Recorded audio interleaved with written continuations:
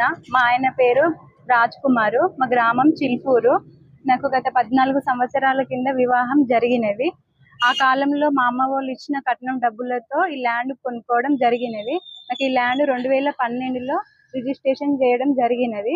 2012 నుండి ఇప్పటి వరకు ఎన్నో గొడవలు, పంచాయతీలు మా ఇద్దరి మధ్యలో అయినాయి. ఎందుకంటే నాకు పిల్లలు అయితలేవని మా ఆయన నన్ను టార్చర్ చేయడం జరిగింది.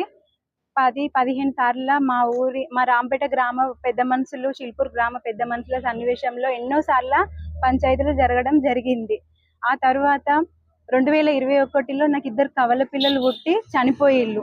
పిల్లలు పుట్టి చనిపోయిన తర్వాత నువ్వు నాకు వద్దు, నేను ఇంకో పెళ్లి చేసుకుంటా అని కూడా నన్ను టార్చర్ పెట్టడం జరిగింది. అప్పటికే నేను ఫస్ట్ నువ్వు ఒక పెళ్లి చేసుకున్నావు, విడాకులు అయినాయి, మళ్ళీ నన్ను చేసుకున్నావు, మళ్ళీ విడాకులు ఇచ్చి ఇంకో అమ్మాయిని చేసుకుంటానంటాను. ఇది న్యాయం కాదని నేను చాలా సార్లు తనతోని పోరాటం చేయడం జరిగింది. అయినా తను ఒప్పుకోక 2021 జూన్ 17వ తేదీ నాడు నైట్ 11 గంటలకు కొట్టి నన్ను రాంపేట గ్రామం నడి రోడ్డు మీద నన్ను వదిలేసి వెళ్ళిండు.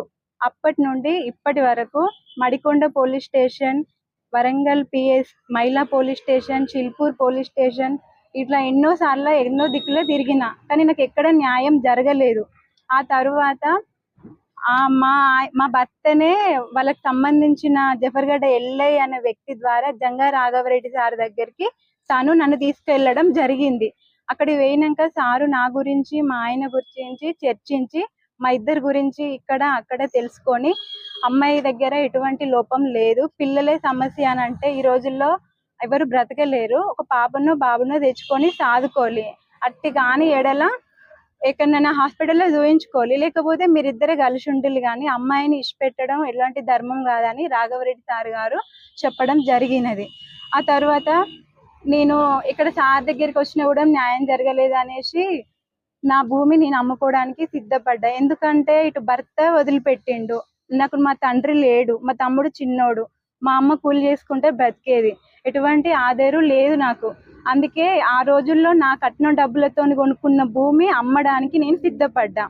ఇట్లా నా భూమిపై మా తల్లిదండ్రులకు కానీ వేరే పెద్ద మనుషులకు కానీ ఎటువంటి ఎవరి ప్రమేయం లేదు. నా ఇష్టపూర్వకంగా ఈ భూమి అమ్ముకోవడం జరిగినది.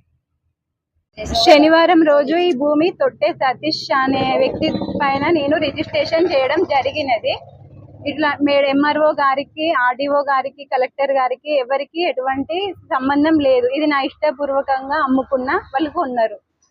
నా భర్తకు మొదటి వివాహం జరిగింది, నేను 2వ వివాహం మళ్ళీ నన్ను చేసుకున్నాడు. మళ్ళీ నాకు పిల్లలు అయితే లేరని 3వ వివాహం చేసుకోవడానికి సిద్ధపడతాడు. అందుకు నేను ఒప్పుకోవడం లేదు. నాకు ఈ మధ్యలో 2021లో 2 కవల పిల్లలు పుట్టి చనిపోయిళ్ళు.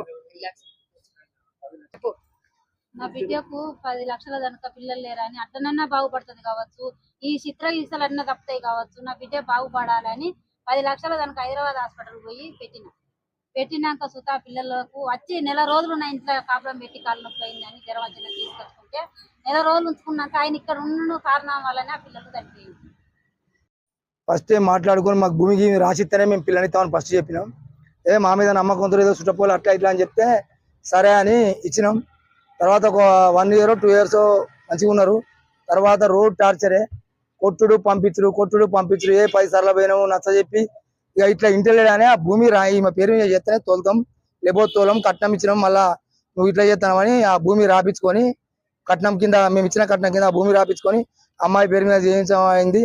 మళ్ళీ పిల్లలు అయితే లేదంటే 10 లక్షలు పెట్టి వాళ్ళ తల్లి మేము చెప్తే 10 లక్షలు పెట్టి హాస్పిటల్ చూపించింది హైదరాబాద్లో.